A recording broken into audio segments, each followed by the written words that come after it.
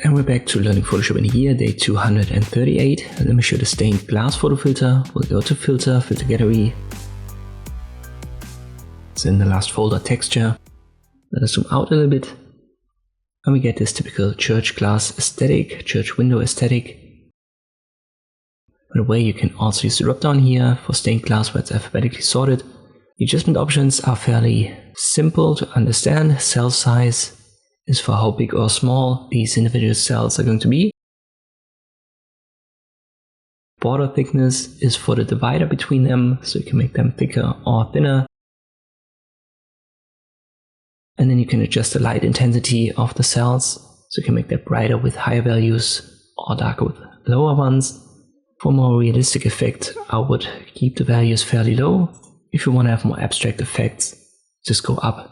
Most importantly with the cell size, but also the other ones. You want to keep them low for realistic results, and you can go up with abstract ones. And this, so you can use the stained glass photo filter in Photoshop. Hope this video was helpful, thank you for watching, and I'll see you next time.